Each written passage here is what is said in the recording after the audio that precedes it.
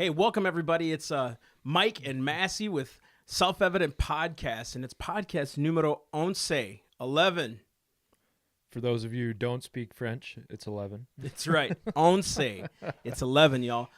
So this is a little bit unique as well. So the last podcast we did, it's our first interview. We had Sue Trombino on there, and she was talking about like voting, and she came from socialist countries and all these other things, and we wanted to kind of keep it broken up. You know what I mean? Like what an interview and things like that. Well, now we're in a new room. Isn't this kind of neat? So this is actually a trial for us. We're going to see, you're going to see in the next future podcast, we're going to be changing up the room. And we're actually at a dear friend's studio right now. This is kind of a studio, and he let us use this for the night, which is awesome. So we're going to be talking about Mike's story right there. This guy, that guy right there. And so the whole point of this is for you guys to know who we are, what makes us tick, why do we keep doing this. You know, a lot of people tell me a lot of what you're doing is an uphill battle, you know, and you know, you should be careful, or you know, don't you feel like it's a lost cause? And for us, I think we know that the lost causes are the best ones to fight for. We have a lot of knowledge, and if we don't keep giving that knowledge, it's just going to turn into nothing, you know? So our job is to disciple people. And so we're going to start off this podcast here. This is, again, Mike's story, and I hope you guys enjoy this one. So, Mike, what's up, dog? How's it going, man? You know, it's going. It's going. It's really going. It's just got, we have a new little flair. It's kind of unique. We're in a studio. Feels it's actually different. It feels different, yeah. And but it's cool, right? So I got to ask you a few things first before we get started. Well, actually, we're going to get started. But just wanted to ask, like, so I met you, what, 7 years ago, something like that? Yeah, it was something like that. About 7 years ago. Yeah, we met each other in North Dakota, and we'll get into that story a little bit. Before we get started, I want to say, like, thank you for being a part of Self-Evident and all those things and what you're helping us do. I know sometimes, you know, you're working the full-time job. You got a little boy, all these other things. You got a cool wife. I mean, killer wife. She's amazing. And so I want to say thank you for helping us and, you know, helping me do the podcast and all these things, because we need that kind of knowledge, you know? And, so I wanted to get that out of the way, but so let's get this started. Like, what about Mike Sonneveld? What is it about you? I mean, they obviously know you're smart. What is it about you they don't know? Boy, that's a hard question. Isn't it?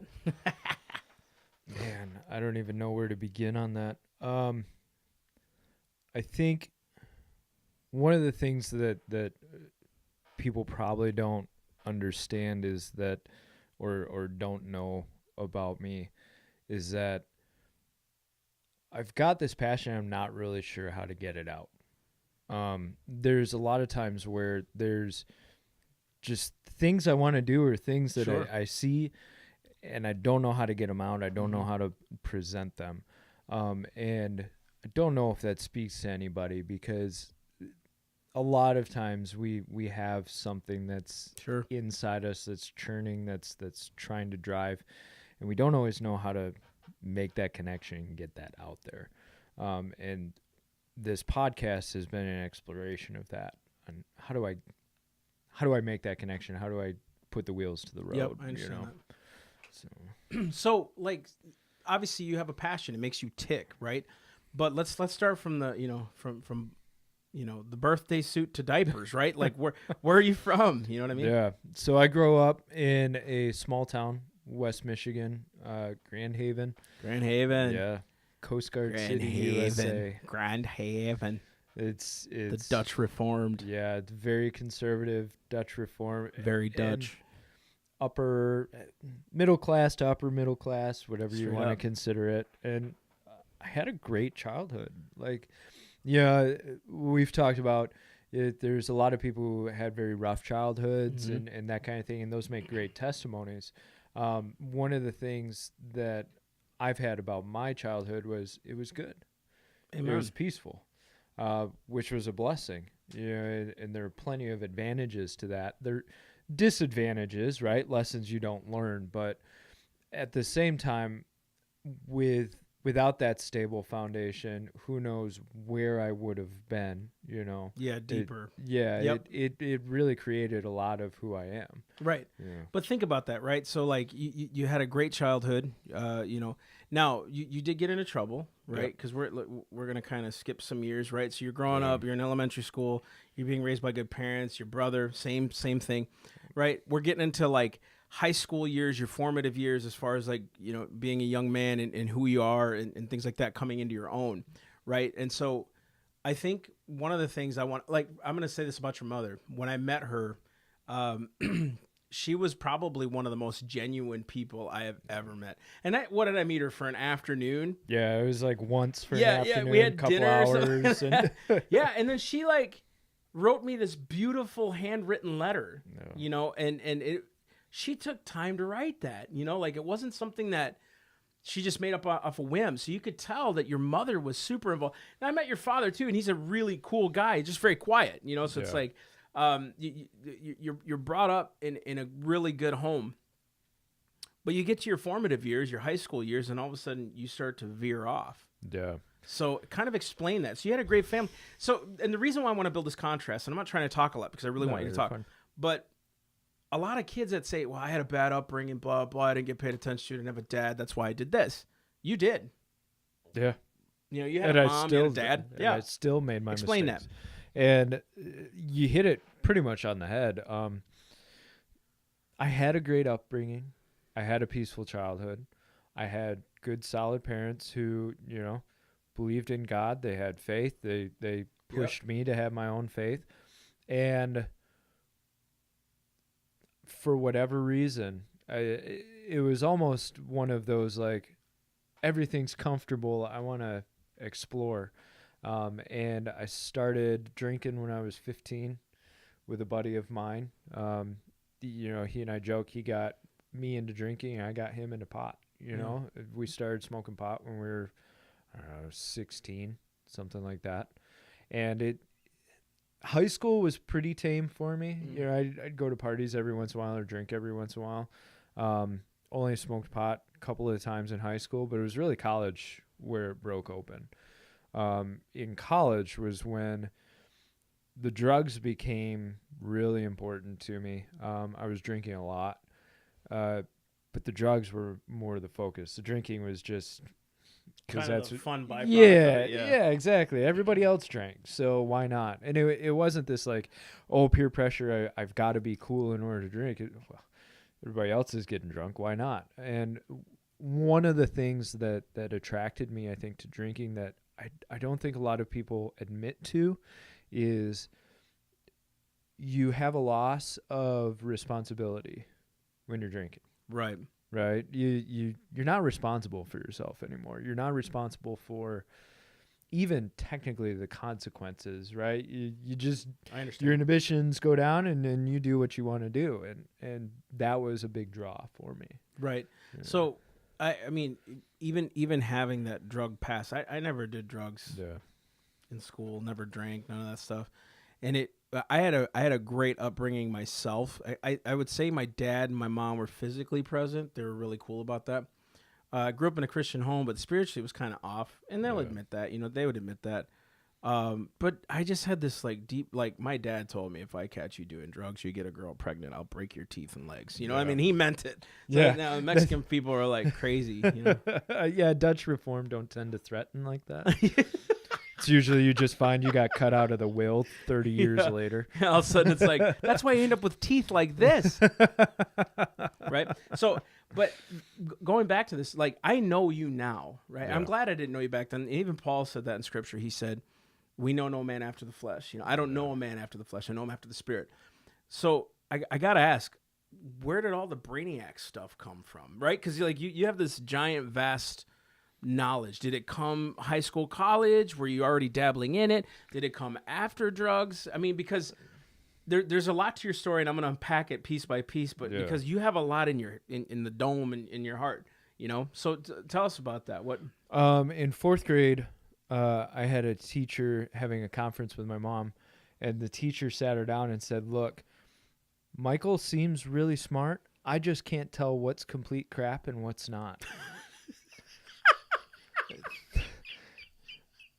That's perfect, dude. 'Cause- And yeah, yeah. I mean, yeah, I wonder if that's- people think that about us now. I really It's wonder. yeah, You know, like I wonder like how many people go, he's just completely full of crap, but Yeah, he it's sounds so sounds convinced. so good. And that's what my teacher said, was like he just It's like our sounds so presidents, convinced. you know, all Yeah, of them. exactly. Obama, Trump, Yeah, Bush.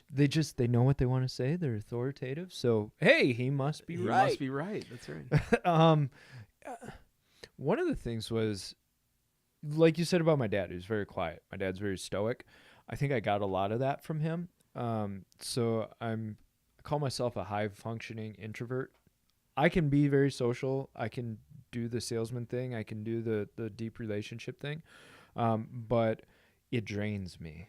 I'm very much a by myself person who likes to observe and just suck in information. And so I was kind of always that way when I was a kid. Yep. I would just watch other people and watch what was going on and just pull in Understood. information. I think it really broke open in college. High school, I didn't really care about learning. I was too focused on the social aspects of the High school, world. yeah. The usual high school stuff. College was where it really started to take hold. And That's where you started to develop your theologies, right? Like Yeah, you started studying yeah. religions and yeah, I started studying, Buddhism, Eastern philosophy, Taoism, looked through Islam, but Islam never really interested me, I guess. But yeah, and because you're an infidel. I am. You're an infidel, and I mean, hey, let's be real, right? Yeah, like, infidel, right? They should die according to that religion, But yeah. I'm sorry, keep going. No, it's fine. There's military guys who will get like a tattoo that says like infidel on it. I was like, that's cool. I can't blame them. No. But in college, it was not that the drugs created it, but the drugs accelerated it. Oh, get you. You know what I mean? Like I was very, very interested in guys like Jimi Hendrix and Bob Dylan and these more out there, 60s, 70s rock stars. Not necessarily just because of the music, but because I felt like these guys were exploring untapped regions. Jim Morrison, I wrote about him in college, and I remember writing about him and saying he's either a genius who's crossed over to the other side, spiritually, psychologically, or he's a complete nut bar. And I said, and I was more on the side of, I think this guy's figured something out and complete genius, and the drugs have helped him get there. That's kind of the question about Christ too, isn't it? Like, Yeah. Either he was like a truth teller and he was straight up God, or he was a straight nut. Lord or lunatic, right? C.S. Lewis says, what is it? Lord, liar, or lunatic? You pick one. Say that again. Lord, liar, or lunatic? C.S. Lewis said that. Yep. Man, because like, and stay on this. fine. Stay on this vein. So you're studying religions. You understand. You're trying to figure out what you believe, your ideals, and obviously most of these religions, Eastern religions, Buddhism, all these things, it's all about centrism and yourself and euphoria, utopia, all these things. Explain how that kind of kept you in that. Oh man, so to step back one step, Christianity, I grew up in a Christian home, always kind of by name. It was, I'm a Christian. Sure. So I got the theological background because Dutch Reformed, we're heavy on the theology of stuff, the doctrine, right? And so I always had appreciation for that. Get into college, and so I've got that in the back of my mind, the foundations of Christ and what he taught. The joy to me, or I shouldn't even say joy, but the interest I had in things like Buddhism or Taoism, or there was this psychological aspect of almost self-help to a lot of it. Crazy. But also this self-interested teaching to it, cloaked in selflessness. Right. And like you and I have talked about, the idea of nirvana is really the cessation of self, the cessation of existence, which is interesting to me now. Funny because you said that's how you used to escape with drinking. Exactly. You void yourself of responsibility. Yeah. And I'm glad we're actually talking about this, because if people could get a hold of this, why people get into drugs. Like, I was addicted to pornography, right? Yeah. Why I did that, because I was in a nirvana. It was like, it's this place of, I can control it. I don't know a drunk or person who gets drunk that says I can control it. Yeah. They're always like, I'm fine. I can have another 5 I beers. can quit. I just don't want to. Yeah, I just don't want to. Yeah. And so, like, it's that nirvana. It's that, like you said, it's that place where it's like, I can control. I'm in control. It's still gratifying me, but it's not really hurting me. Explain more of that. Yeah, that idea of I can control, I'm in charge, and the escape of consequence, or almost the escape of existence. Wow. Right? There's this attraction to escaping existence, because existence is it's painful. Yeah, that's the stuff that fascinated me in college, was the idea of being able to escape my consequences or responsibilities. And the funny thing was, the more I tried to do that, the more the nagging of conviction and shame were clawing at me. So it's like I'm running from, danger into 10 times the danger. I'm running from one tiger running right into the face of 10 tigers. I'm running deeper into the mud, because every time I try to avoid my responsibilities, avoid my problems, I'm creating more by what I'm doing. And so it was this real spiral of just confusion, depression, shame, and I don't want to put that veneer on it. I understand that a lot of people tend to. Like, I was, in the gutter and ready to kill myself. It wasn't like that. And not that I'm downplaying people who are in that position, but a lot of times you can function really highly and still be we've got drinking and drugs all the time. Got two people at our church that used to function. They were psychologists. I mean, or what do you call it? Yeah, psychologists. They would sit and listen to people, and she said we were high functioning drunks. Yeah. It's crazy. So, anyways, so you're getting through college. I remember, you're close to getting the degree. Am I not mistaken? Yeah. And you're kind of taking some turns. You were dating a girl. I mean, this is just some of the story. Like, you're going bonkers. Like, So let's talk about relationships, right? I tried to delve into everything. I tried to get deeper into everything. So the drugs and stuff, I was looking for the spiritual expansion. I was looking for the achievement of the mental point that I wanted to get. And at the same time, I was trying to delve deeper into relationships. I was going after girls left and right. And it really it peaked with a relationship that I had a nuclear meltdown. She and I were both broken people, completely broken people. And there were all kinds of red flags and warning signs on both sides.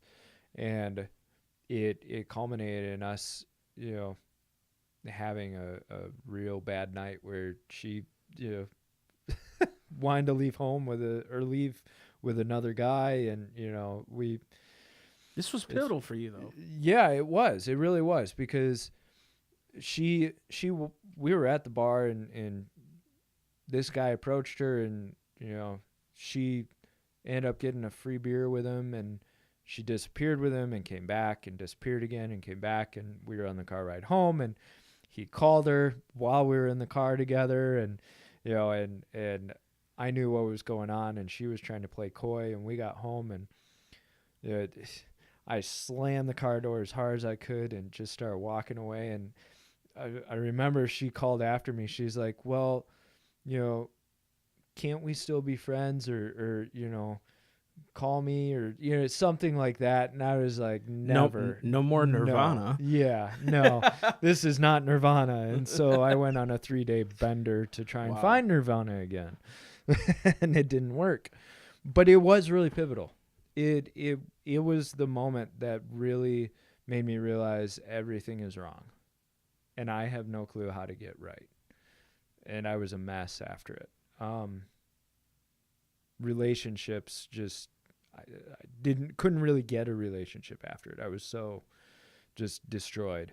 And the drugs and alcohol were just not fixing the problem. Right. I was having fallen out with friends. I had one friend who he and another friend's girlfriend were always kind of at odds, and they had a night where they blew up and, mixed stories about what happened. And he had anger problems before. And I finally told him, I was like, you got to get your anger straight. He and I haven't talked since, which is sad to me. But that was the stages that my life was going, right? Yeah. Was all this is just falling apart. Did you find even in that situation, like you're correcting things in other people because you needed them corrected in yourself? Like, was that a point in your life where it was like, because you know how it is, right? In Christianity, when you have to say something to somebody, and I want everybody to hear this, Christianity isn't about pointing fingers. But although it needs to happen, we need to correct each other. But you do it in love.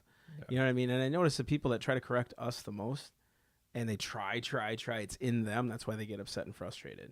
So, like, is that what you experienced? Oh, yeah, absolutely. I'm sure I've told you this before, like, it tends to be the thing that we hate the most in other people is the thing that we actually hate in ourselves. That's exactly it. Right? I completely agree. And so I was seeing things, that's a good observation that you made, was like, the things I saw in my friends were the things I didn't like in myself. And this, especially instability and low self-esteem and depression and all of that stuff. And it was getting to like the drug abuse and alcohol abuse I was starting to see in other people and didn't like it. And so I move out of my apartment. I was living by myself. My lease was up, thank goodness. A buddy of mine took me in. He offered it up, and at first I was like, no. And then why not? Yep. And a super straight-laced guy, like never drank, never did drugs or smoked, and not out of any like moral superiority, just straight edge. I don't need to. Straight edge, yeah. He played minor league hockey. He was an enforcer for the team and just a good guy. And so I finally found, stable living environment. So the drinking and the drugs got a lot less, right? And I found myself, having graduated, working in a 4x4 cinder block building, no door, no window, on a wooden stool, no electricity, taking tickets at a small little city park. And I had no clue what I was going to do or where I was going to go. I was really at the bottom of it. So this was your epiphany of... Yeah. What the H am I on this earth for? Yeah. And the whole time I had been trying to satisfy what I wanted and my desires while still holding on to some type of belief, religious moral compass. Yeah. And I realized that I had been treating Christianity, the cliche of buffet Christianity. Take what I want, leave behind what I don't want. Yeah. Oh, goodness. We need to go to Colden Garrell. Colden Garrell. Can we have a moment of silence for Colden Garrell? All right. Thank you, Lord. Yeah, thank you, Lord. Kilwins, another moment of silence. Oh, yes. All right. Thank you, Lord. Actually. Anyways, so it was pivotal for you. You saw at that moment, like, man, what is life about? Because I think that happens to all of us that become Christians. Like, what is this about? Yeah. Yeah. And I realized I had to either take it or leave it. I couldn't keep saying, yeah, I'm a Christian, but hey, I'm going to sleep with whoever I want, do whatever I want, think whatever I want. That's not a Christian, right? That's right. And so what I did was I just said, I need to either take it or leave it. And I'm sitting in this little ticket booth 11 hours a day through the summer. I go, I'm going to read through the whole New Testament. And by the end of it, I'm either done or I'm all in. And so I started first page of Matthew, read all the way through, and by the end of it, I was born again. And, that's great. Yeah. You didn't have a spiritual mentor, I guess. Cool. Yeah. Besides Christ himself, like the words, that moment where the words come off the page and you're like, this isn't just writing. This isn't just a real person speaking. This is real. Like this is God's words coming out of here. And so I born again, like, okay, what am I going to do? And trying to figure out where am I going to go? What am I going to do for a job? I had an English degree, teaching certificate failed on me, which I really believe was God. But there were a couple of classes that I had mono and I had just transferred and I didn't care about school. And so those classes were horrible. Guess what? 4 specific classes I needed to have a higher GPA in order to get into the College of Ed, and so it's like, okay, so tried a couple of different jobs. God really kept me from those, like the wrong resume or cover letter going to a job that I was really excited about and not figuring it out until after, Yep. just these moments where it was like, okay, God, I'm going to accept you don't want me here. And I happened to be talking to my mom one night and she said, well, why don't you call your cousin? He's out in the oil fields. Maybe there's a job out there. So I call him and he says, yeah, my boss says, if you can be here by Monday, you've got a job. This was, I don't know, Thursday night. So I pack up my car on Friday and I drive out to North Dakota, right? What kind of hot rod did you have? Honda Accord Coupe Holla. V6. Woo! Holla. Riding. And so I make it out there Sunday night. Monday morning, my cousin goes into work and he gets back and he's got this look of, like he had a bad day. Yeah, or disappointment or something was off. And I didn't want to bug him, but I was kind of like, so job, what'd your boss say? It's like, he said he doesn't have anything for you. So now I'm in North Dakota. Screwed again. And it was like, okay, Lord, what am I doing here? Why am I here? If that's what happened, what do I do?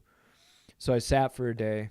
The day after that, I got a knock on the trailer door because we were living in a trailer behind the shop, because Wild West out there.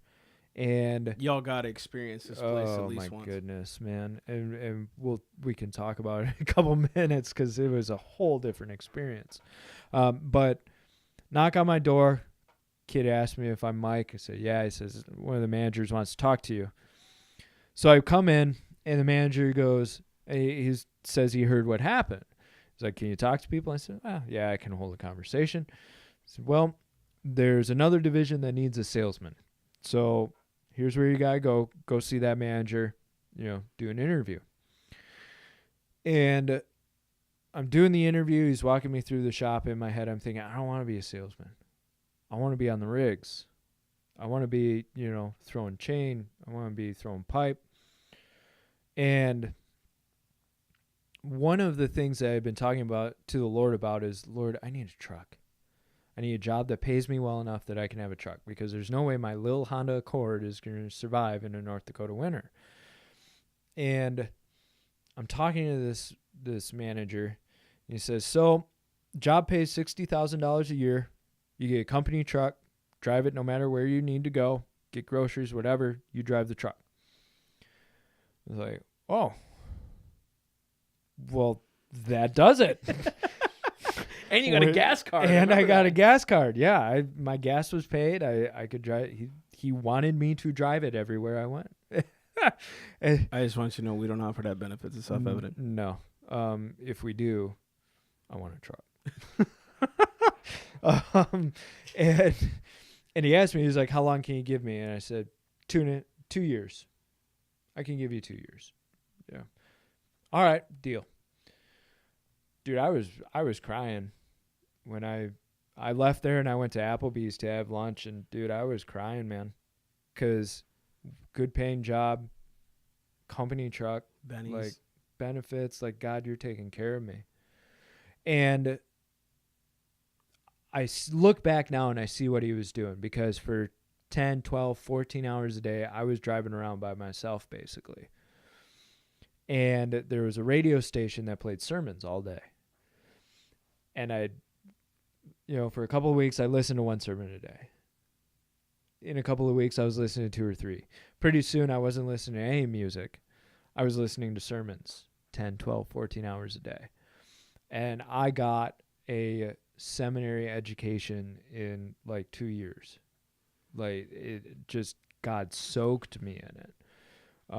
And I really grew in learning who he was and what my faith was supposed to be about during that time, which I never would have had on the rigs. Yeah. So bringing it back, so now you're in North Dakota. God answered prayers. You're a Christian. How long have you been a Christian at this point? I mean, but for real, legit. Yeah, legit, real relationship with Christ. It was probably about 2 years, 1.5 to 2 years. So you grew fast. Yeah. You had to start growing fast. So I think it's funny because North Dakota, you just have to experience it. It's at that time anyways, the roads were getting tore up by all the semis. Oh yeah. I remember the gas trucks literally they were always doing construction on them roads. Yeah. And even the back roads were all like dirt and rock. Yep. And so like you had a car, it was over. That car's Yeah. done. And it was the Wild West. I remember when we started going there as a ministry, I'd go there and fundraise. That's how I met you, and we'll get into that in a second. I remember when we'd go there, it was dicey. It was disgusting. Yeah. And I'll say this, it was like, I think one year when we started going there, a year prior, it was like 450 ladies, not men included, had applied for a gun permit. It was just because people were getting raped, people were getting whatever. So I want you to kind of like talk about that and then talk about how we met, Yeah. So out there, just to give you an idea, an apartment, I remember seeing an ad for an apartment. It was going for $3,000 a month. And there's no luxury house there. It's a small town. Yeah, small town. All the houses are getting bought up real quick. It was a mess. So not everybody, but a lot of people were living in trailers, what they called man camps, which were basically just plug and play huts, big huts, and there was just, I don't want to over dramatize it, but there was a lot of lawlessness going on. You could feel the spiritual heaviness. Dude, they were bringing in prostitutes to those places. Oh yeah, girls were coming from like Las Vegas because they could make more money out there than they could in Vegas. And there was a hotel that's what it was known for, was you go there to get the prostitutes, and drugs were rampant, meth was rampant. I had very close friends of mine go down the path of meth. School systems overflowed. Yeah, and I had other people who they had guns put to their heads. A guy got shot with a shotgun in front of the strip club one night, and people had been kidnapped and raped and murdered. And what's that one story? Which the baseball bat. Oh, the baseball bat. That one you told me about. So Massey's one of the first times he's in town, and I love this story. Somebody had parked a Cadillac right in front of the liquor store in the wrong spot. Just in front of the liquor store. Some guy comes out, looks at you, is like, "Is this your car?" And no. Dude grabs a baseball bat, starts wailing on it. Just whipping on the car. He was ripping on the lights. He was ripping on the hood. And he parked behind him. He thought the guy was moving. Well, the guy went inside, I think, to pay a bill or something. Yeah. Get liquor. I don't know what it was. But he wasn't supposed to park there because it was a drive lane, right? So yeah. He just whips out a baseball bat. It's crazy. And that was that town. Was like, I always had my head on a swivel. If I was pumping gas, my back was to the car and my head was everywhere. I remember when I started dating Melissa, I'd be in Madison. My head would be on a swivel. And she would kind of ask me, like, "What's up? Why can't you relax?" Madison, Wisconsin, y'all. Yeah, Madison, Wisconsin. The danger zone of soy drinking. Yeah, it's liberals. Iraq. It's just there. It's kids in beanies. Cheese. All them cheese and cows. Yep. No, but my head was on a swivel. I was always watching, careful, because I knew people had gotten in trouble, and I knew there was danger around every corner. I stayed pretty safe, but we had a couple of hairy calls. We had a couple of close events. But my faith was growing, which was cool because I had a couple of really good mentors while I was out there who helped me see the spiritual side of what was going on in there. And you really started to see the darkness of that was over the city, but you could see the light that was working against the darkness. So it wasn't a flesh fight, it was a spiritual fight. It was a spiritual fight completely. Yeah. Complete spiritual fight. So explain, like, then we met. Yeah, so My dog. I'm going to the store for pot pies. Pot pie, y'all. And how many? No. I remember one of my roommates was like, "Oh, well, this place is having a deal on them." And in my head, I'm thinking, I'm not going there. I don't even care if they're having a deal. I want to go to this other place because that's where I want to go. Which, dude, God directs us. God really directs us in our desires, right? There's no reason I couldn't go to the other store, but just in my head, I was like, no, I don't want to. So I park, and I'm walking in, and there's this Mexican guy who's working a table. Good-looking Mexican guy with the hair gelled, and, and I'm trying to not make eye contact because the last thing you want to do is make eye contact with the people at the table in front of the store, right? And he pulls me over. He's like, "Hey, you like rock music?" Yes, I do.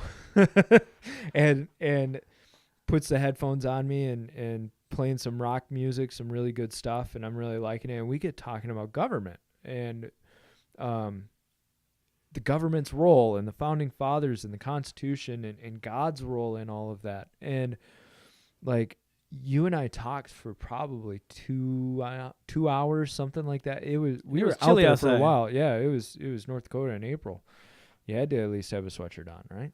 It was crazy, man. I remember that. And it's North Dakota, like there's no covering. Yeah, no. The wind just cuts right through. Right. And we exchanged phone numbers and lifelong friendship, man. Brotherhood. Just that instant connection. And so we talked a lot. And I had thoughts about, should I join the ministry that you were a part of? Should I not? I went out and visited you and went on took tour a tour with us. it. Yeah. Went on a couple of tours or tour events. And well, look how God kept you. There was exactly. that story. Yeah. Yeah. God kept me, man. So one of the things was I was struggling with pot. And I had cut it out. I was like, I'm done. But every once in a while I'd creep back. And there was one Saturday I was standing in a circle, guys were passing it around, and I just grab it. It's just this reaction or this natural movement. Hit it, pass it, realize what I've done. And I'm like, oh well, what am I going to do? Monday rolls around, company-wide drug test. It's not funny, but that's hilarious. It's funny. God's got a sense of humor. So dude just takes a hit of weed and he has a company thing, dude. Yep. This is crazy. Get high and 2 days later, company drug test. And so I go and take the drug test and I walk back and I sit down with my boss and I look at him and I say, well, just want to let you know I may not pass that drug test. He looks at me. He's like, well, why didn't you tell me? I would have sent you home. Oh, dude, I didn't know. Yeah. But he and I had a really good relationship. He was always looking out for me and kind of took me under his wing. And I was helping him in his faith walk, figuring out who God was. So I'm driving around that day. I'm like, Lord, if you want me to lose this job as consequence for what I did, I accept that. I'm okay with losing this job. I trust you either way. I accept how badly I screwed up. And I made the oath. And I always tell people, be very careful about an oath that you speak. But I was like, I'll never smoke pot again, Lord. I'm done. And so I'm figuring, okay, I'm going to lose my job. Day rolls around. I don't hear anything. Okay, maybe it takes 48 hours. Another day rolls around. I don't hear anything. Wednesday, Thursday. I get to Friday. I'm like, I'm in the clear. I pissed negative. Like that, how the heck did that happen? Right? And it's like, Lord, you kept me. You had mercy on me. I'm not going to forget this, And it was right around the time that I was like, maybe should join the ministry, maybe not. And I remember calling the leader of it and letting him know. And I remember expecting more reaction. It was more just oh, okay. It kind of like, well, maybe it won't work out. Maybe this isn't going to work out type Right. deal. Yeah. My time is better spent with something else. And I consider that moment one of the moments where the Lord really kept me from it. I had always had like back and forth and lack of peace, which I learned was a sign from the Lord of, okay, if I'm not having peace about this, then I need more prayer and I need to be patient and wait. And that waiting really brought about that event of like, okay, I can see I'm just not going to be a part of this, right? Which was good. And so things are up and down, back and forth in my life, settling down, and I get a call from my dad. My mom had some blood tests. She had cancer before, and it had gone into remission. She'd had kidney cancer. It had gone into remission. It was good for a year and a half, and she had gone in and had some more tests, and they had found some stuff that had concerned them in her liver. And I got a call from my dad. I remember I was driving from a work site, and he had said that I needed to come home, right? And it wasn't like they were keeping me in the dark, but it was kind of like, oh, well, these tests had gotten worse, and then it just accelerated. Like it was super speed. Because what I've noticed about your story, because I want you to get into this, your story's been one of, what am I doing? What's this all about? You come to a pivot and all of a sudden, poof, it's gone. And then this next moment, you come to a pivot, boom, it's gone. You're going out in Wisconsin, all of a sudden it's like, poof, your mom has cancer. Even moving here, we'll get into that later. Yeah. But like just all these, I've arrived, poof, I've arrived, poof, I've arrived, poof. And you were prospering out there. Yeah. Your mom has cancer. And I've it's a hard topic to talk about. But she impacted my life, in just the short amount of time that I knew her. She actually gave a crap. She cared enough about me. It was really neat because I talked to her a couple times on the phone too. Yeah. We had talked and explain what that's like in like as best you can, because a lot of people out there experience loss. Yeah.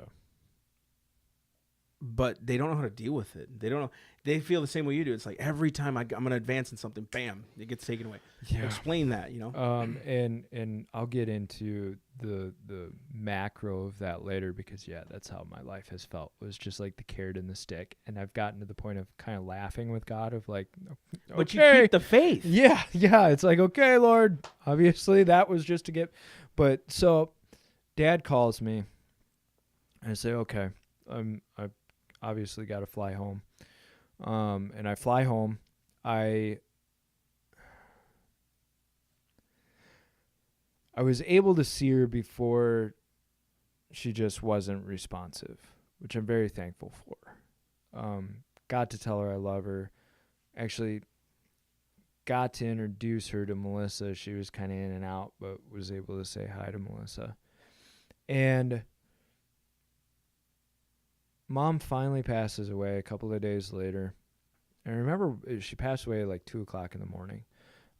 And this was swift. It was swift. They found it, and it was like 2.5, 3 weeks later, she was gone, right? Because it had spread through her whole body. And my dad, brother, and I had never been super close. Like it had always been kind of a distant relationship, respectful but distant. My brother and I were less respectful towards each other at a lot of times. Was that after you became a Christian too? Yeah, and I had sent him some long emails.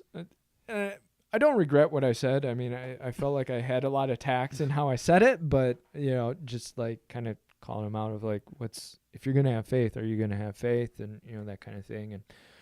And so he and I were always kind of tense because I was conservative. He was liberal. And I cried for about 15 seconds, which threw me for a loop because it's like, okay, shouldn't I be bawling right now? Shouldn't I be torn up completely? Which I was, but I wasn't. I remember walking out of the hospice and looking up at the sky. It was like 2:00 in the morning, like I said, and the stars were there. And I was just like, okay, next step.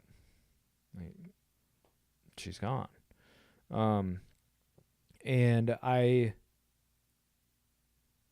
tried to figure out why my emotions weren't matching what I thought I was supposed to feel. And I've actually had people ask me this, like, why don't I feel as torn up as I should about something? And that was tearing me up, was like, I should be emotionally devastated, which it really hurt, but there was kind of like this sense of peace of she's in heaven. So I've got the bonus, you're better right? man than I, man. That's tough. She's. I wouldn't keep it together. I know me, man. Yeah, like, and I've had times where I've been unhappy with my emotional stoicism. Like, it gets frustrating sometimes. But I was talking to my youth pastor, who I had in high school, who really helped kind of give me the seeds that kept me directed. If he hadn't have put those seeds in there, who knows where I would have been 5-10 years. And he had said, look, that's the peace that surpasses all understanding. You don't have to be emotionally devastated by this. You feel how you feel. How long has it been? Now, boy, she died 2012, so 6 years. And she was my best friend, man. Like, she was the one who knew me the best. She was the one who I felt like I could tell anything to. But one of the blessings of it was my brother, my dad, and I all grew a lot closer after it. Our relationship really strengthened, and we all got to know each other a lot better after that. And one of my cousins, had called me up 6 months later, told me how it was her funeral that made him realize that he needed to change his life. And he was doing some things, I guess. And he never told me what, which is fine. But he was doing some things that he had to change. So I got to ask you, how did you keep it together through that? A lot of people find loss to be devastating, and they ask God why. You almost said, okay, God, now what? Yeah. I think my biggest frustration was, why didn't my prayer get answered for her to be healed? But Which is a legit question. Yeah, and I still have that question sometimes of like, why? Why sometimes, why not others? But I think the thing that carried me through was relying on the fact that I didn't know what God was doing with it. Right. Like, trust that even if it's a seed, just holding on to that seed of trust of God's doing something with this. And I don't know, and my prayer was, Lord, just show me why. Give me a reason why. Gotcha. And I had been praying this, and I don't remember how long, but after I had been praying that prayer was when my cousin called me, and said, look, I want you to know your mom's funeral changed my life. Wow. It was like, okay, Lord. Thank you. That's what I needed. Confirmation, right? In a sense. Yeah. I get you. And so that was really kind of what carried me through, was doing my best to trust that I didn't know, and accepting that. So now your mother dies, you go back out to North Dakota, but you got a girl now. Yeah. Like there's this relationship brewing. Yep. I don't know how far you were along in this process. I was still not very far. Yeah. But talk about now. So like the overcomer of Christ in you, how do I explain it? There's just been a lot that's happened in your life, but I could see God overcoming you. And so now you like you get married, which I was a part of. Heck yeah, somebody had to run somebody sound. had to run the soundboard. Which I'm still thankful for. Photobomb the marriage wedding thing. I Photobomb. still want the picture frame of like Yes. normal Massey. You guys, you have to see this picture. He'll put it up. Actually, I'll try and put it up. I'll see if I can find it because it's hilarious. It's perfect.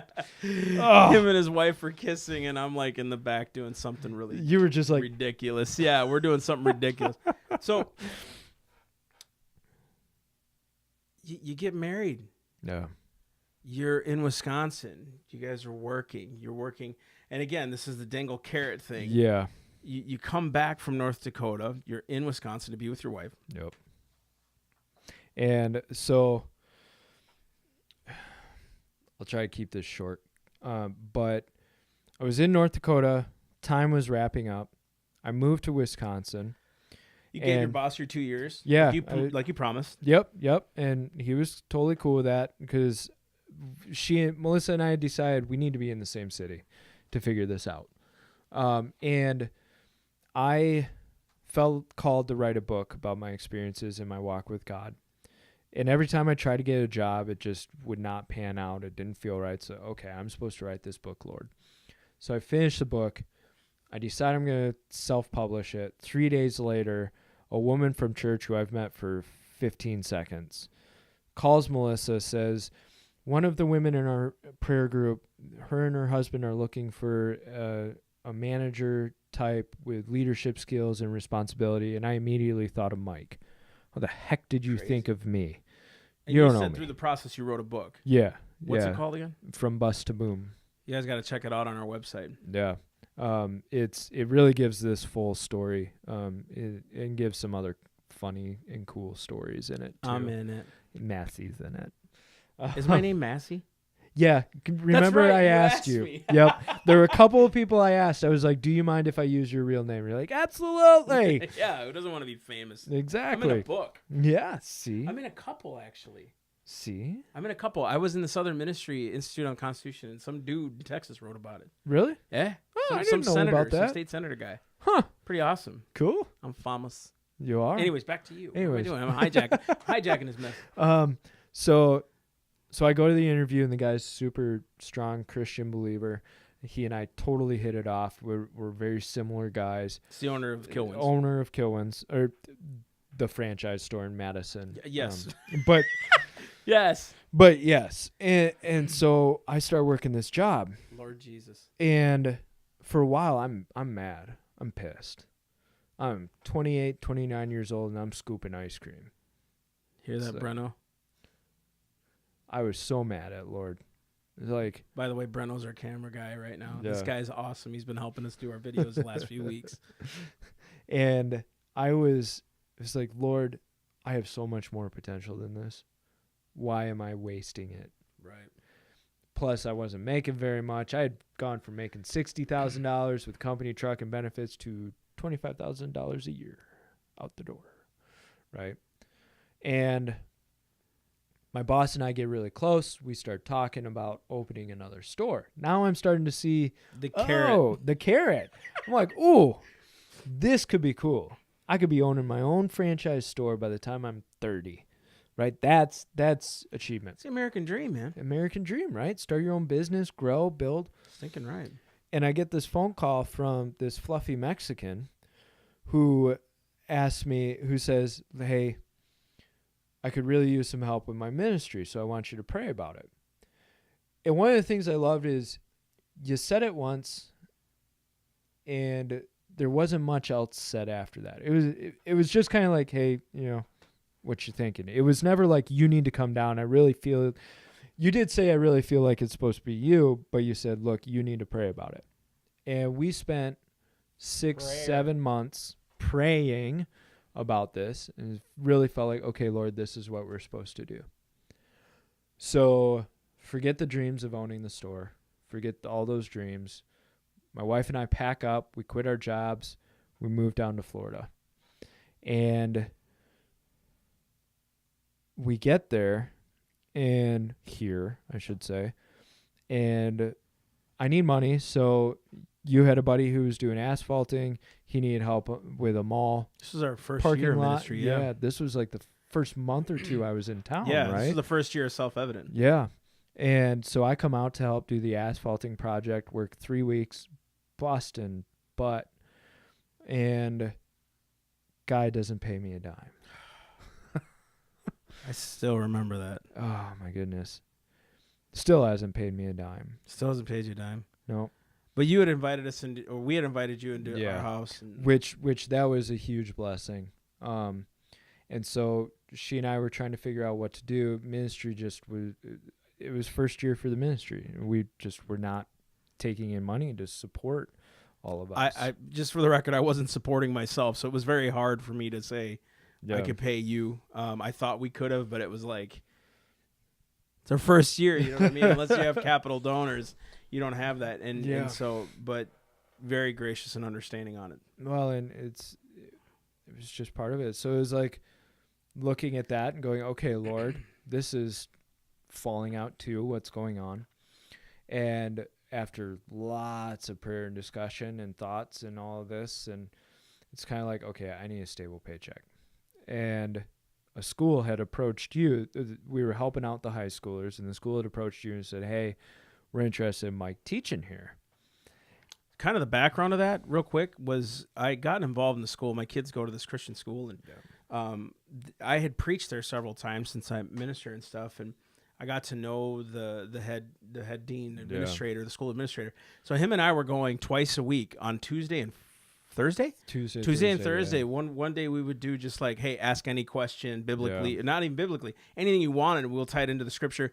And then the other day was worldview, you know. So it was fun. But then he asked about you teaching because he knew you had some kind of a teaching background. Yeah, and he and I had several conversations, and he had specifically said that he was interested in me taking over for him as administrator. So it was like, okay, Lord, is this what it is? Is this what it is? Because teaching, I was kind of like, nah, I think that ship has sailed. But I was like, administrator, that's something I could sink my teeth into. And things didn't really move. And then they were talking to me about being a principal at the school for the next year. And then his health started failing.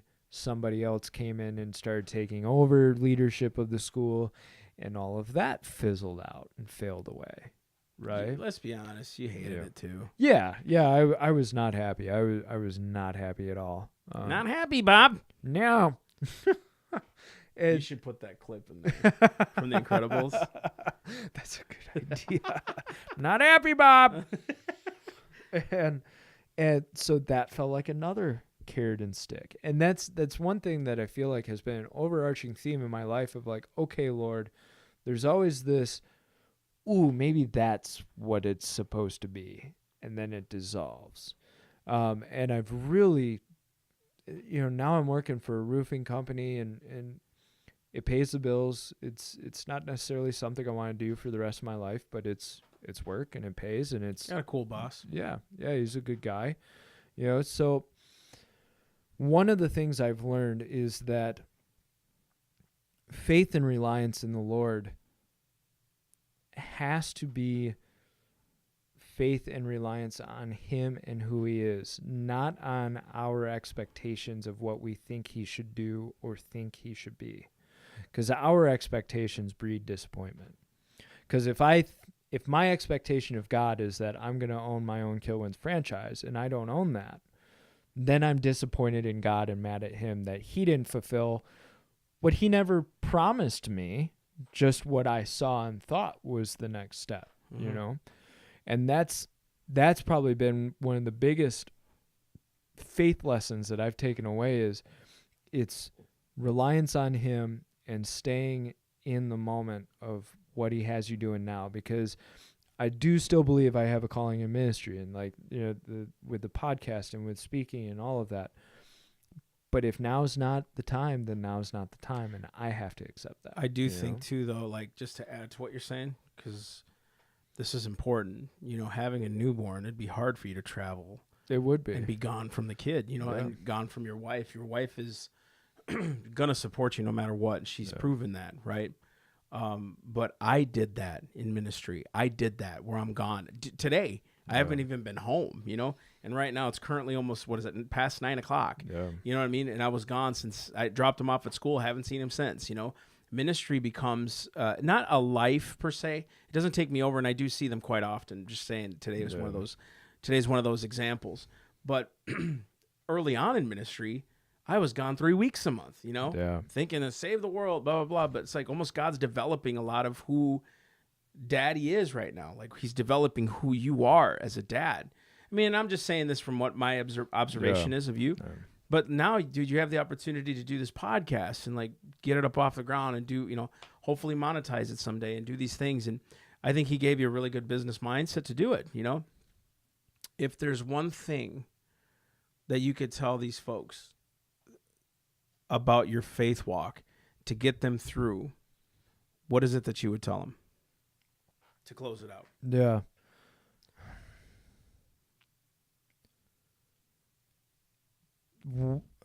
I think the most important thing to a faith walk is to be willing to take those steps and make those choices to follow God.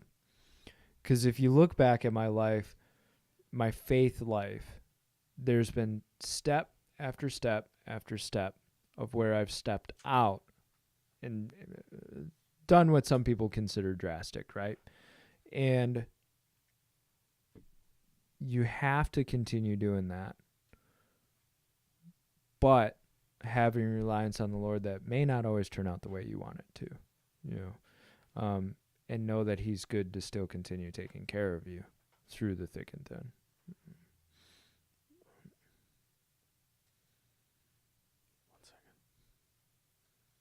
Is that out? Is your camera out? That's not better, but this one's recording. Okay.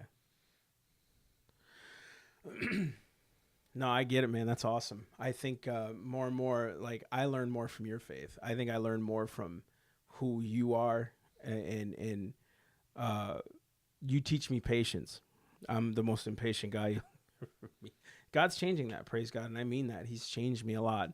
But just to see your patience and your brotherhood, and like, even though it didn't pan out the way we all wanted it to, we can still see it. No. It's still going to, you know, we have this vision of where it's going to go. And folks, just being honest, it's hard to pay myself.